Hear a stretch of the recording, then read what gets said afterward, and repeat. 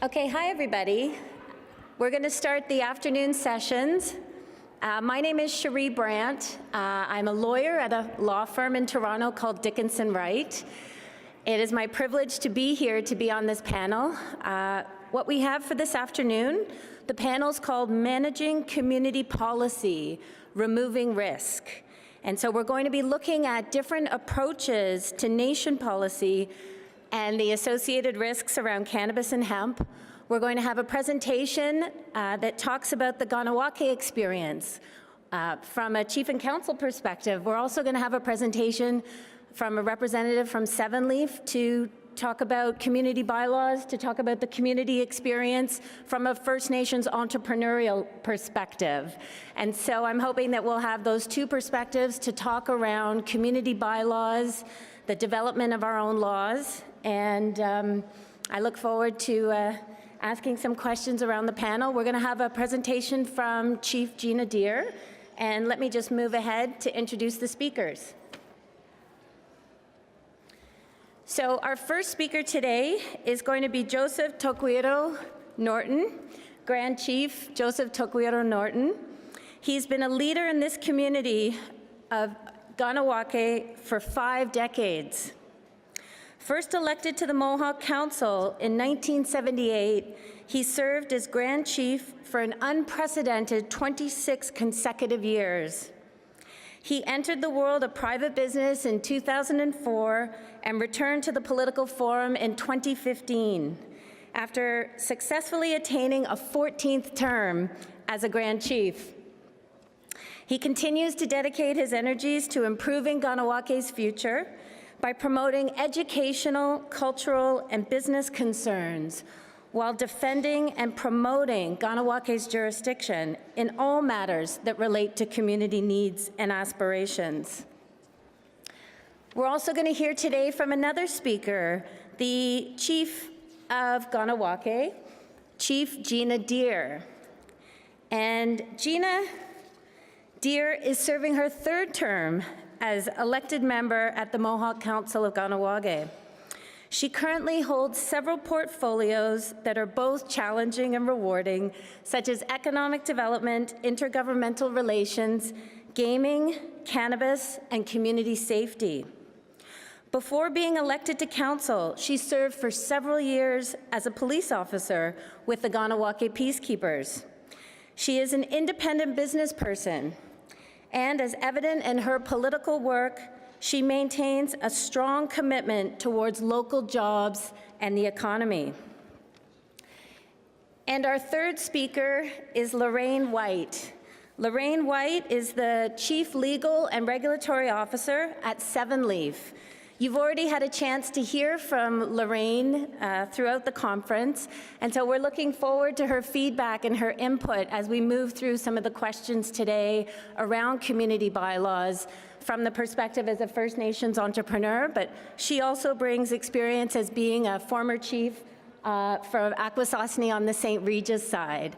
And so it's with my pleasure that we move ahead to this presentation.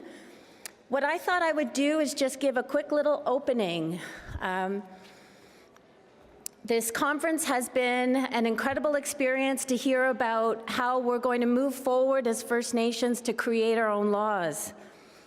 On October 17th, 2018, over 634 First Nations across Canada have had the opportunity to assert their own jurisdiction. Looking to our sovereign rights, some might say, we already had those rights. We have our inherent rights already to use our own medicines, just like we have the right to hunt and fish. We have the right to govern ourselves, to exercise our self-government, to put in place our own laws. And it's in my view that the sooner we can begin this process of codifying our laws, of educating the public, of informing the banks and the lenders that we can deliver economic certainty on First Nations lands, I believe the sooner we can create healthy communities.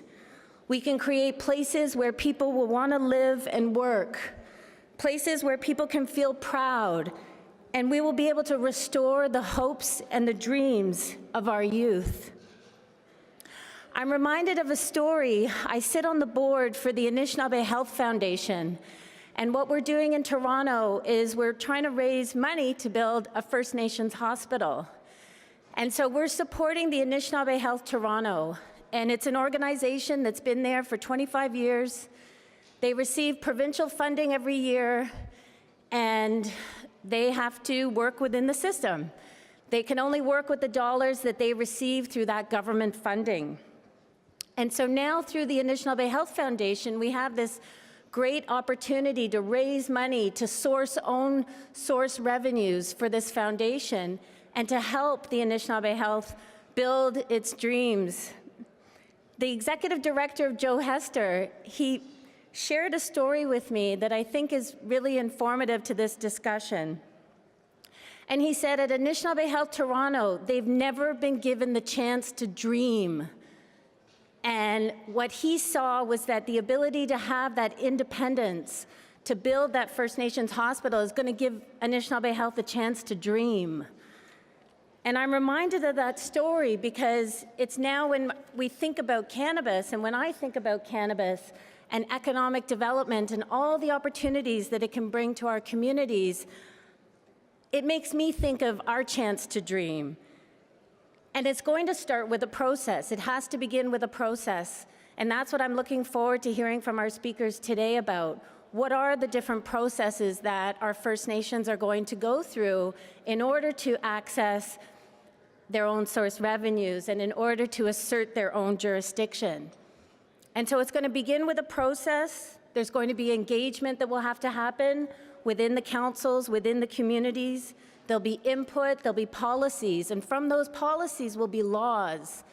And it's my hope that it's through those laws that we'll create certainty, we'll create respect for our laws, and we'll create reciprocity among the different governments in this country.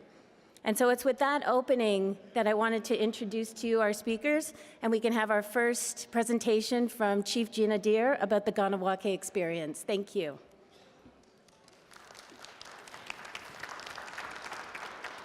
Okay, so I'm starting. Okay, I'll just stay here. You got me on there? Okay. Thank you for having us. I'm very happy to be here. The Kahnawake experience has been a very lengthy one. Back in 2016, the Mohawk Council of Kahnawake decided that with the new pending legislation on the legalization of cannabis, that we should become very proactive on this. So we started to consult with our community about it and started to educate them on what that means, because our community was a zero tolerance community. So for people to look at cannabis as a legalized product, it was really difficult. It was a bit of a pushback in the beginning. People were saying, listen, we're zero tolerance, we want to maintain zero tolerance. And we said, yes, we will. We have to try and view cannabis as we do alcohol now. It's something that is going to be legal. You're going to be able to purchase it, and we're going to have to deal with it. So the first thing the Mohawk Council of Kahnawake did was put a moratorium in place on any sale, distribution within the territory. So we said, with the moratorium in place, we will begin to consult with community and make our own law that will be, for us specifically, tailored to us and our needs. A little bit of history about Kahnawake here. Kahnawake has approximately 6,000 residents. We have vehicles that go through our community, and the reason why we talk about the vehicles that go through our community is because that's our natural resource. Now that we've been, put in an area where it was built up around us, our hunting and fishing, it doesn't happen in Kahnawake anymore. It's very, very minimal. We actually have another territory further north. It's called Jowadodu, and it's closer towards St. Agathe, Tremblant area, and that's where we have to go do our hunting and fishing and gathering now. So the natural resources, the people that come through our territory, and we sell things to them. We have several businesses within our community. We have got the highways and bridges and seaways and the different things that, had land expropriation attached to it, and we've had to adapt to that. So some of our primary industries are listed here, and public service is really huge on that because we have our own hospital, we have our own social service, we have our own police force, we have our own schools. We have several schools from primary to high school.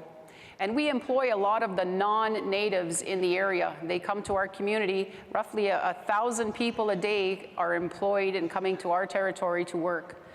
So we create a lot of revenues for the surrounding communities.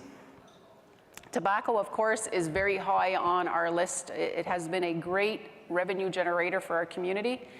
But one of the things we haven't done was implement the tobacco law.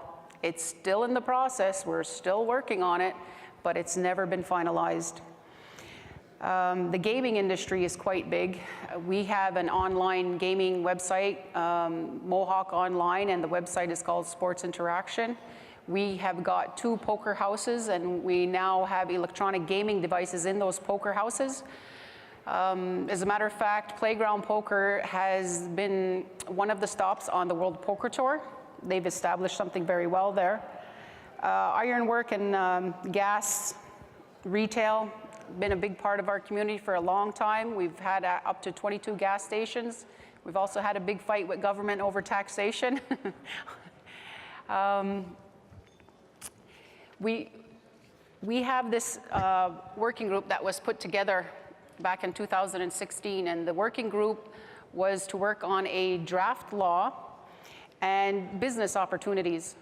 So we conducted, again, surveys with the community, but we also conducted some consultation with our local peacekeepers, social service, local hospital.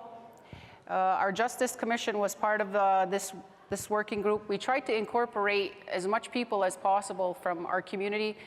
If we weren't able to incorporate them into the working group, we had at least consultation with them.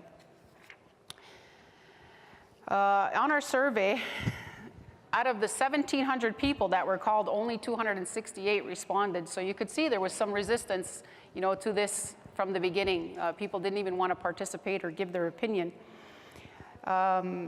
We had 57% that supported creating a local cannabis law. And this is part of, I guess, the education that we had to do in order to get people to participate. We were running it simultaneously because we had the ability to do it on our local TV. So we were trying to run some educational information so that people understood what it is that they were answering to. Because again, if you go back in time, this has been a taboo product, right? And a mind changer. So it's very hard for, especially our adults, our elders, to look at this as something that should be legalized. The support for production was there, but it was very close, 52%. I think the more concern was about having distribution. And the reason why people were, I guess, hesitant for distribution is because of the amount of tobacco shops we have in our territory. They were afraid that, every tobacco shop was going to turn into a cannabis shop. And, us having the moratorium gave comfort to people.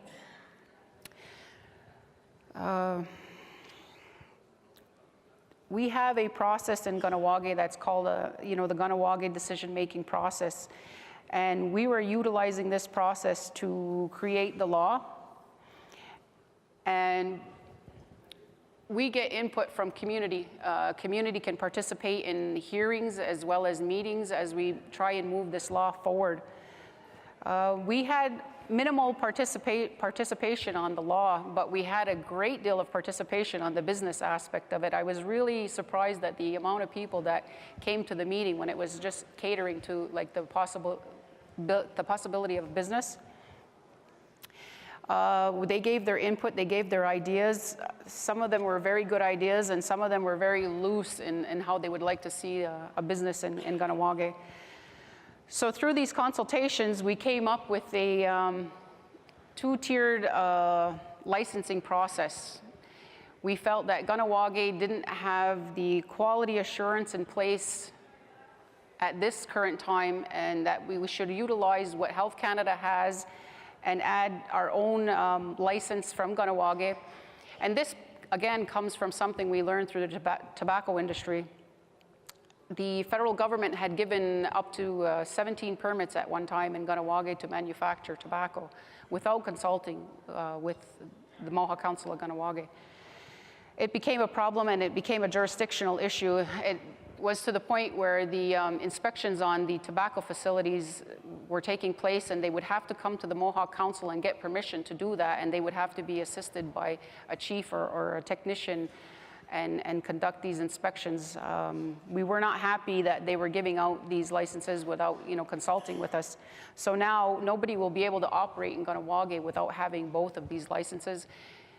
Eventually, we would like to see us get our own quality assurance program together and no longer really need the Health Canada. But until then, health and safety was primary for the Mohawk Council. So we don't mind, going down this route for now. A lot of people had questioned that, but health and safety was first and foremost. We look to regulate the production, distribution, and sale, and possession.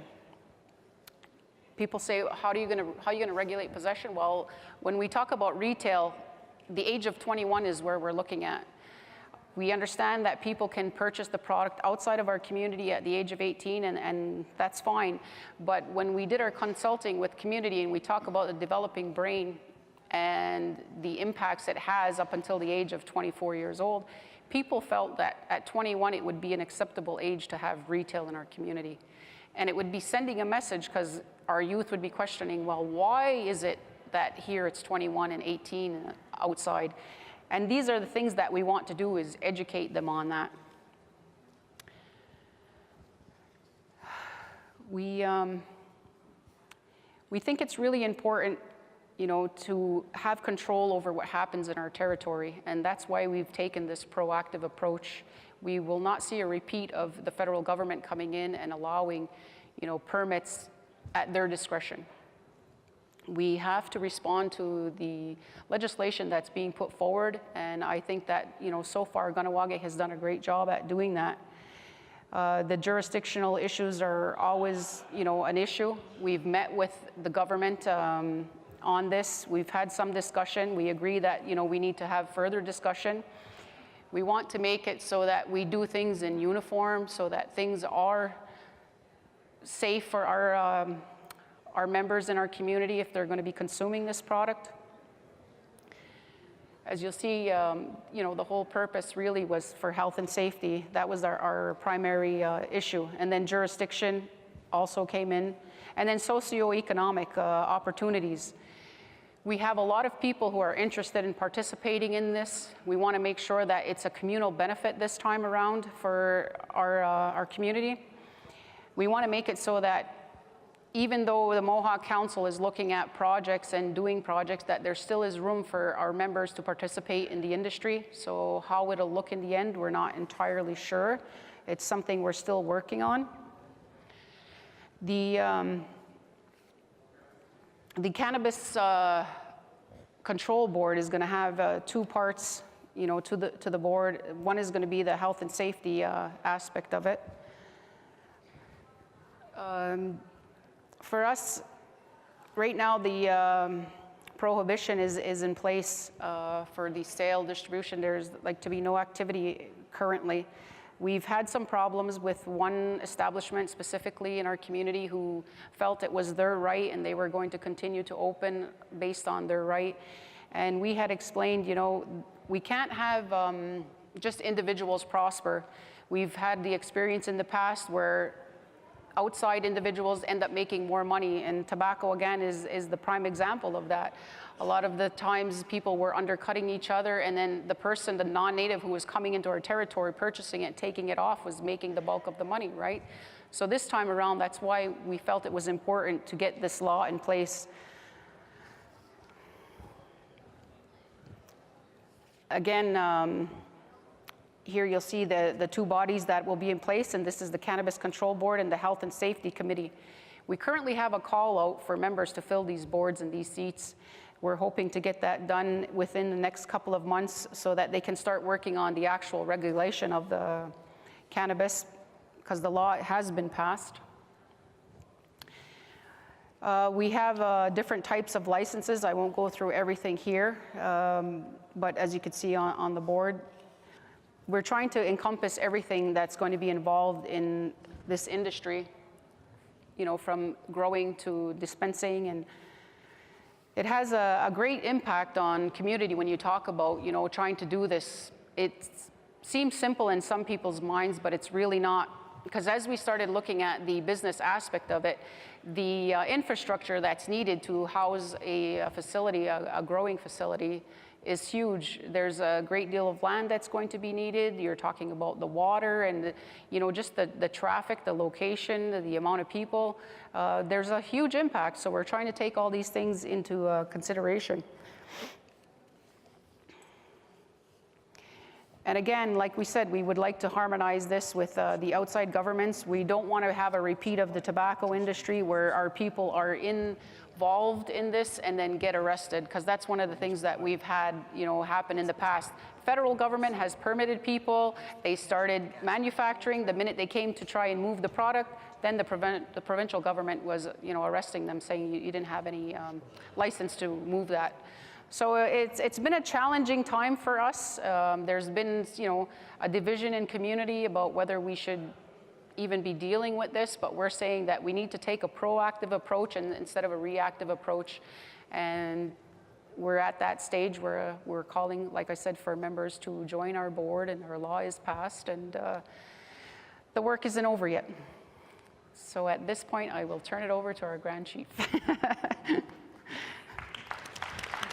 Thank you, Chief Pierre.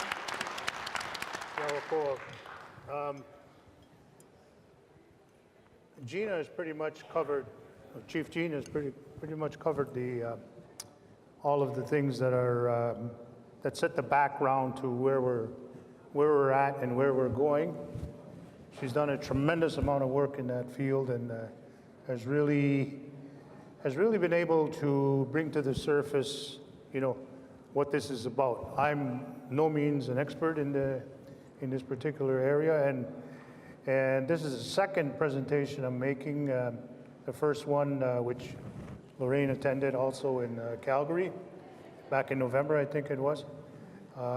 It was just a testing ground, if you will, in terms of providing a community approach. And at that time, we explained that, you know, we're in the process of moving through the law and getting things moving.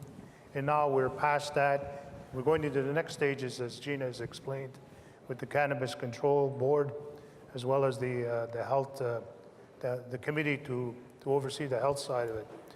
It's been a head scratcher in a lot of situations. I mean, she only scratched the surface a little bit about some of the opposition. I won't go into any detail, but there's a lot of stuff happened over the course of that time. People who were either dead set against having cannabis as call it a product in Kahnawake, and whether it was for health purposes or whether for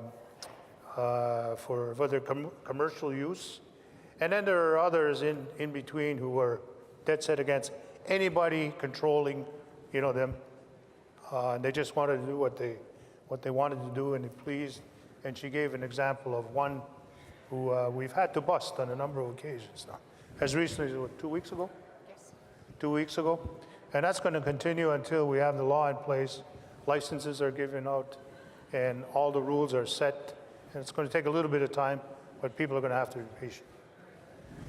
On another plane, in terms of, from a political point of view, from the politics involved with this, I wasn't too overly excited. As a matter of fact, the comment I make is thank you, Canada, for dumping this on us in an ill-prepared kind of sense and really rushing like hell.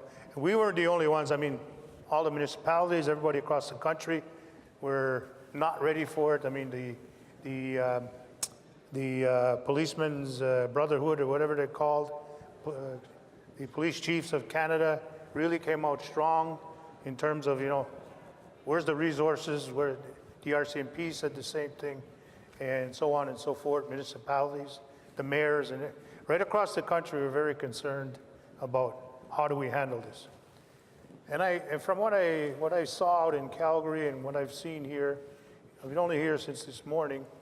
You have to really pat yourself on the back for being progressive enough to move ahead. And I think in a lot of instances, moving ahead of what the provinces and what the municipalities are doing.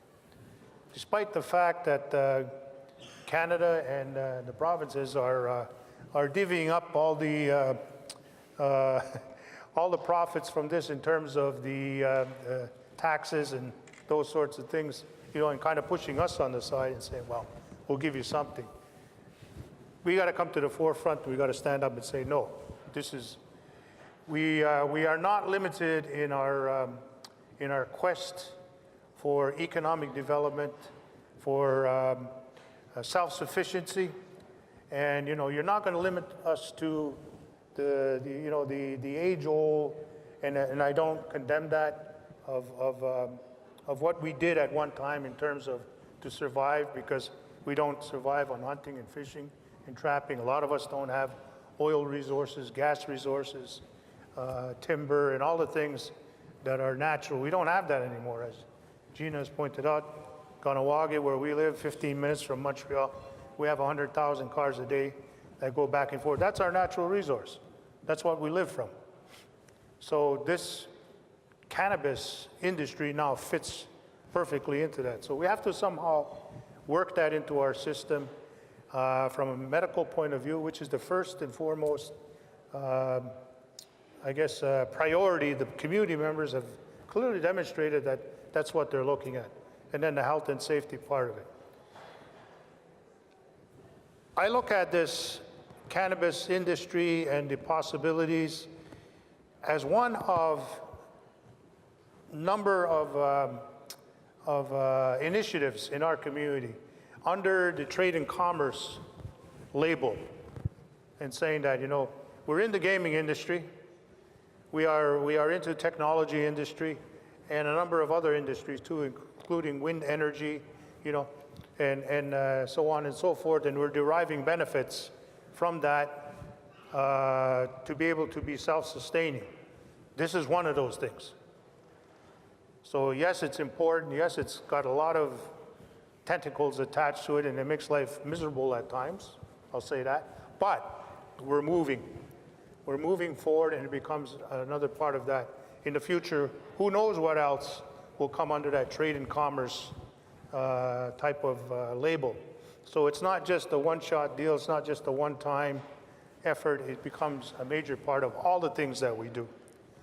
So we have to begin to look at it in that light, and then we have to say, okay, it fits into the category. Now, how are we going to make it work? And this is where we're at. It's not just simply saying, well, go ahead, do what you want. You can't, because the example that Chief Gino used before was tobacco industry. We didn't get a handle on that and kind of let it go, and the next thing you know, you got, cigarette shacks all over the place, as I'm sure many of us in this room are aware of, because we probably have that in all our communities right across the country, not just here. As you know, some have cut their deals with the provinces. We heard this morning, somebody brought that up over here in terms of the tax returns on that. So what we're talking about here is, taking complete control and putting in place a whole regime. We still have to deal with the province of Quebec, and they're ones who are very difficult to deal with. They have their own opinion, they have their own point of view, and their understanding. They're a new government, so we don't know where their thinking is at. We'll be finding that out in the next little while. But on this particular subject, we've made it clear. I mean, Chief Gino talked about earlier on our disputes over taxation with the province of Quebec, and this is going to be one of them. So they have to fully understand and be aware that if they want us to collect taxes from the non-native people and remit it to them, we're not going to do that. And then ask for them to give us a rebate back. We're not going to do that. If we're going to collect from the non-native people, we're going to keep it ourselves. If we're a government, if we are a nation, then that's what governments and nations do. They don't give it to somebody else. They keep it for their own use. So we got to start thinking in that fashion. We got to start applying that in everything that we do in a practical sense. So there's those elements in relation to the industry, cannabis, because cannabis industry is one of a number of industries that we're entering into. So I guess in a nutshell, there's much more we can add, but I'll stop at that point, and thank you for your time and your patience.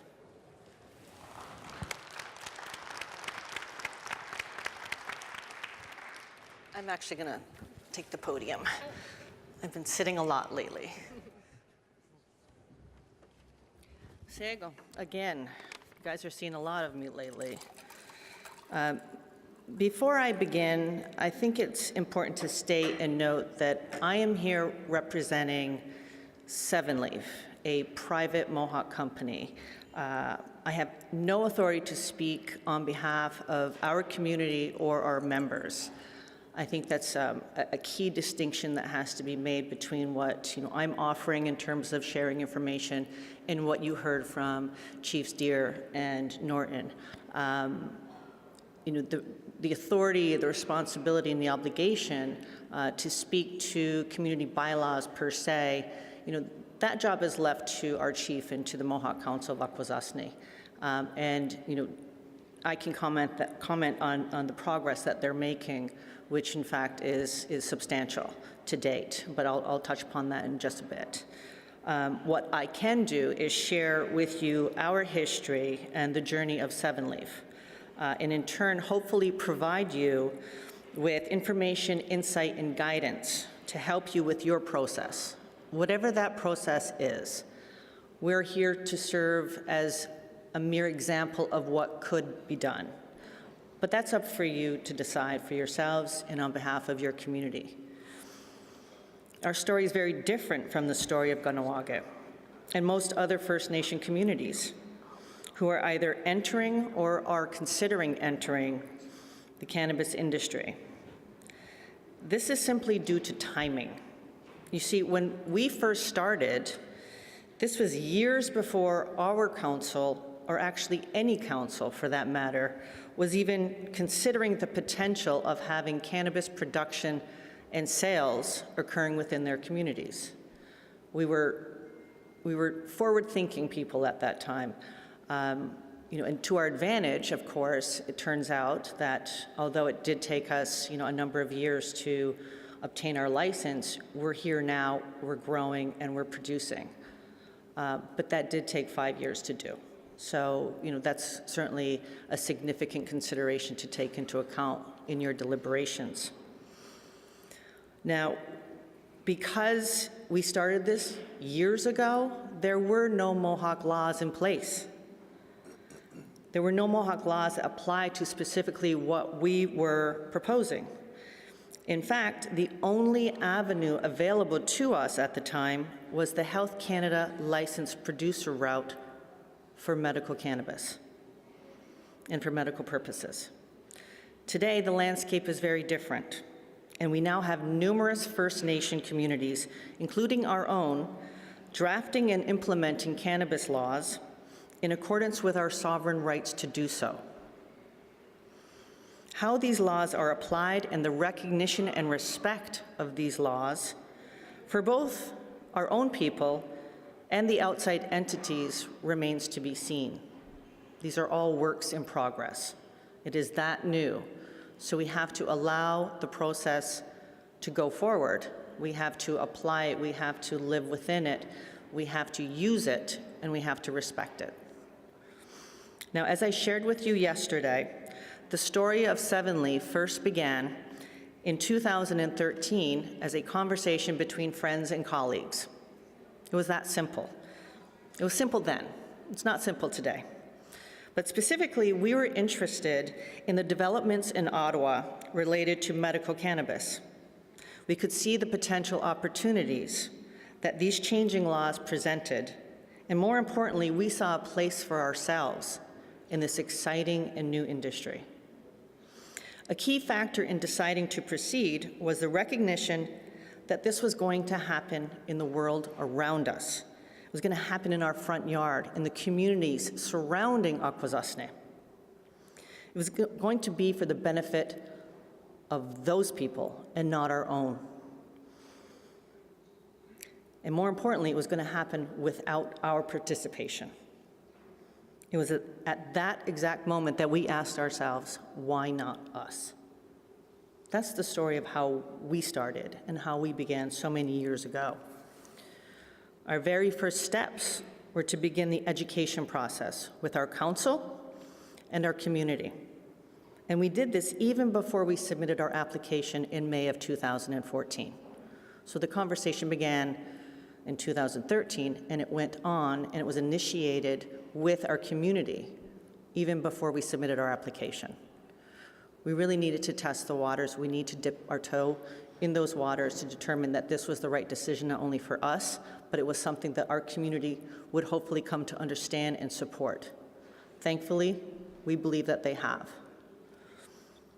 Now, we knew that we had to begin the conversation with our people regarding cannabis in those early days. And more importantly, we need to educate and remove as much as possible the historical stigma that still haunts and surrounds this amazing plant. Of course, many of our people, especially our elders,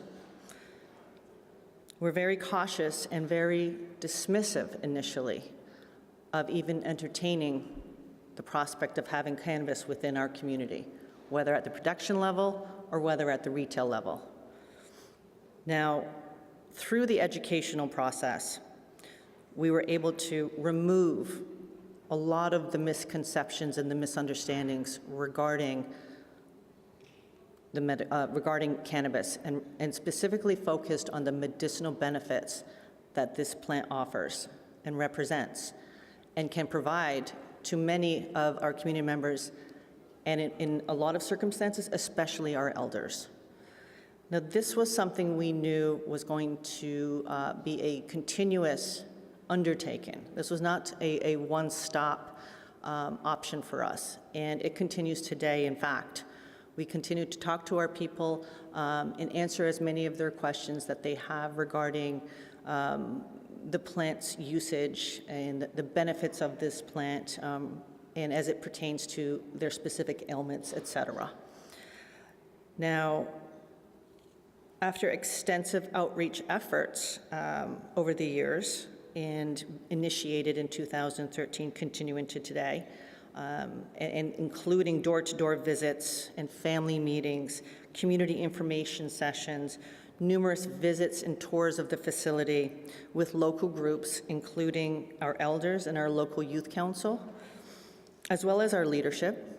We sincerely believe that our community has a much better understanding of medicinal cannabis and the very real benefits that it can provide.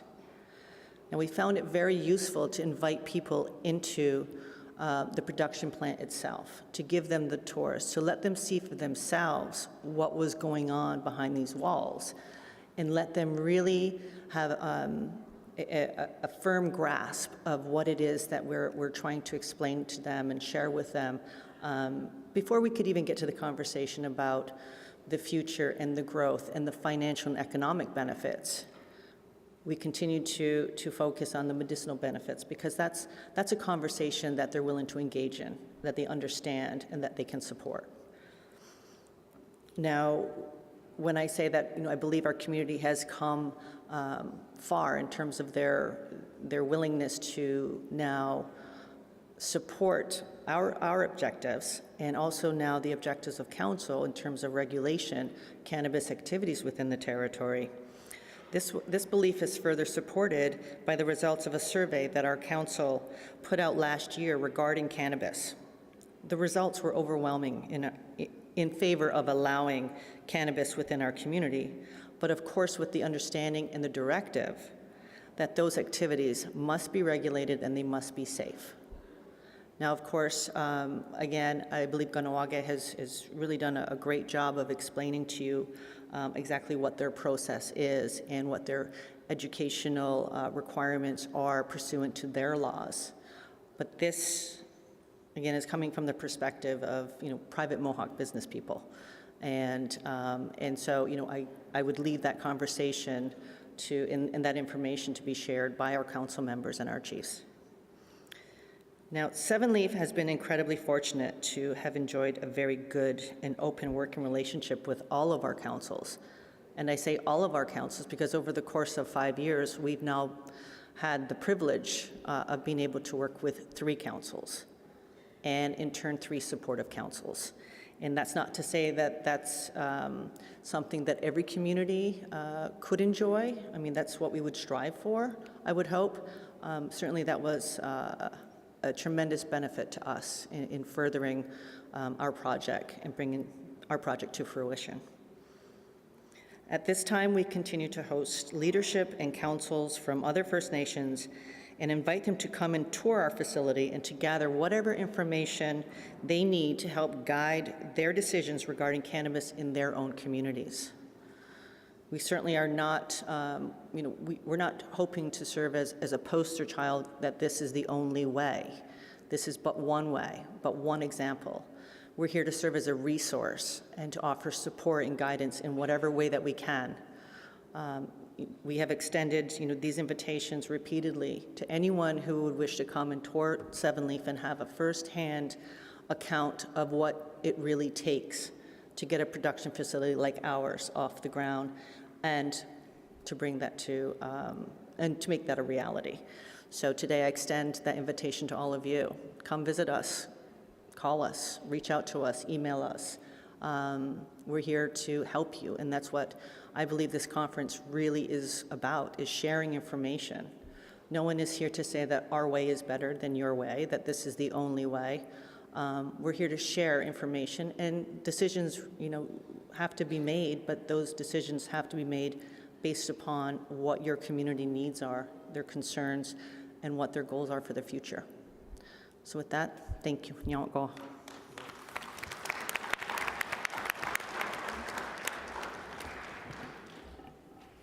Okay, thank you. Thank you to our speakers. We have another 10 minutes left in our presentation, maybe a little bit more time as well for some questions.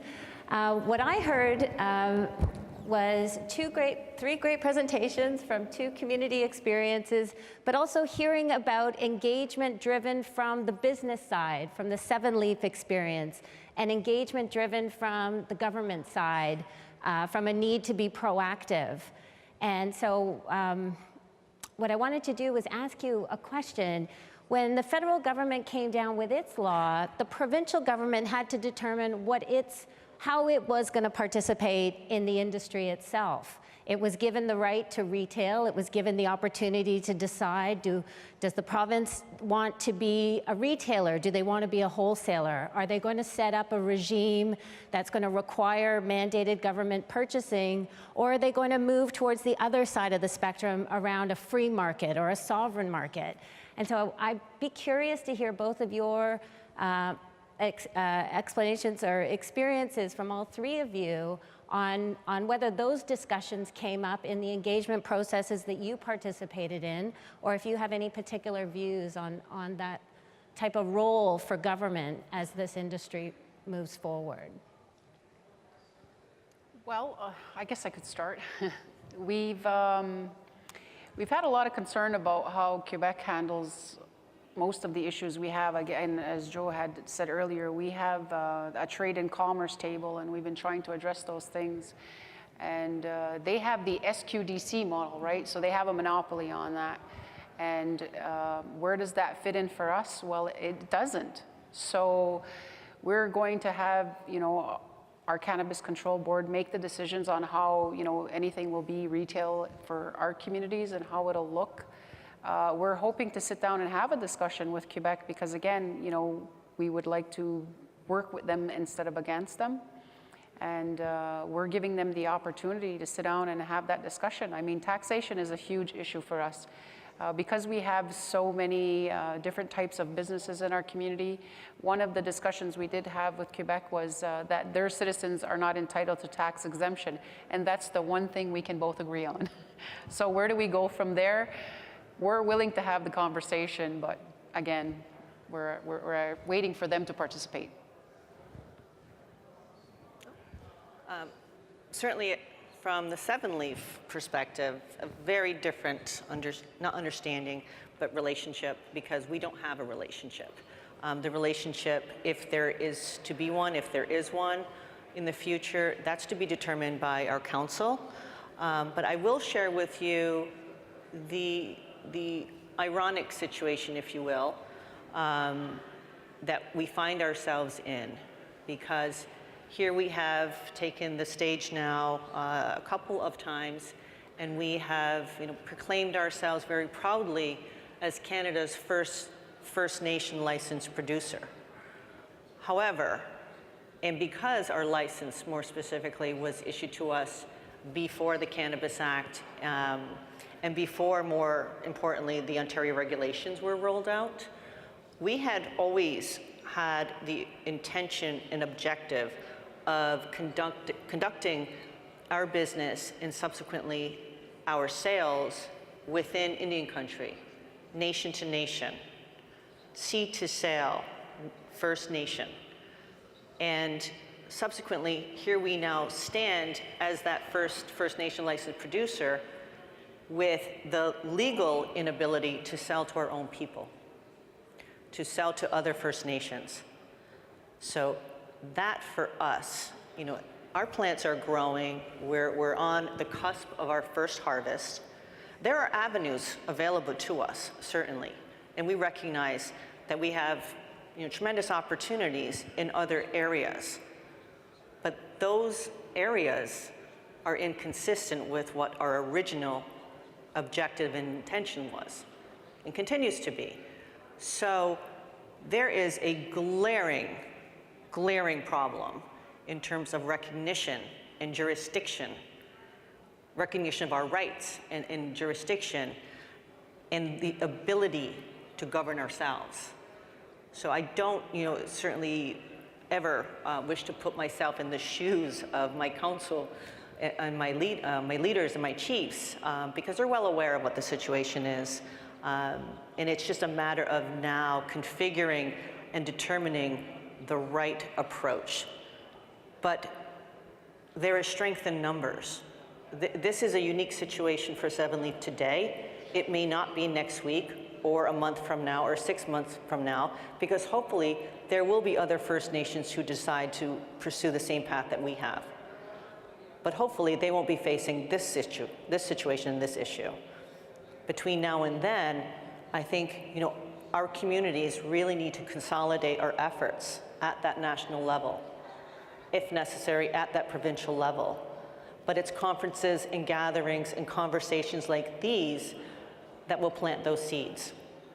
And hopefully this is a matter that we will do collectively and have a unified front. Well, and I think I heard from you, Grand Chief, saying this may actually be a good problem to have. Did I say that? That question you asked has so many different answers and aspects to it. We just don't have the time to go through all of them.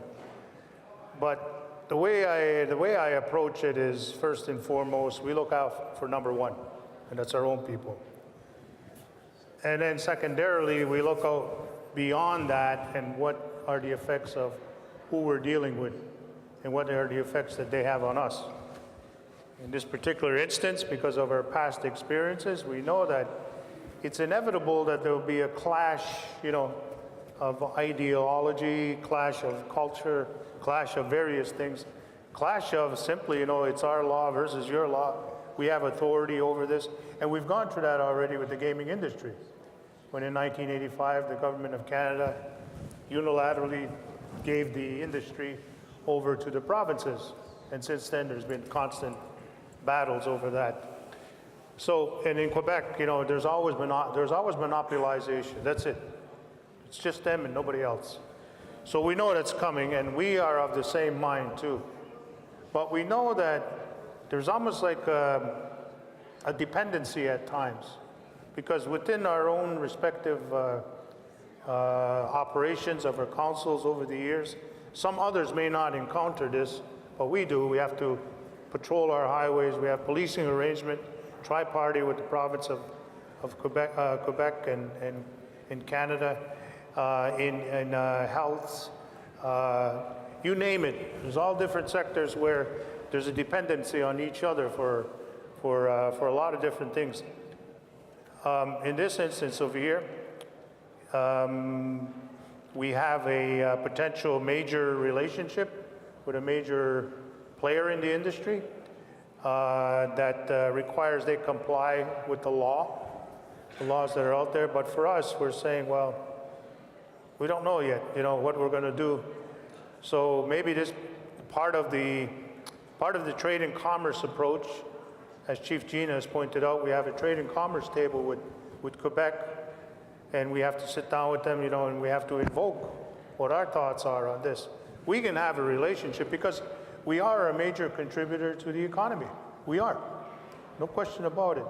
She said 1,000 people a day. It's more like 2,000 people a day that come and go out of the community constantly. Non-Native people that work in our community, who work in the hospitals, they work in the education.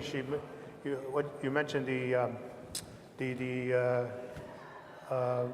sort of the government institutions and all of that. So we employ a lot of people there. Then in the private sector, our private companies also employ a lot of people because there's a lack of work out there. The gaming industry employs, 500-600 people, and it looks like in the future it's going to grow even more.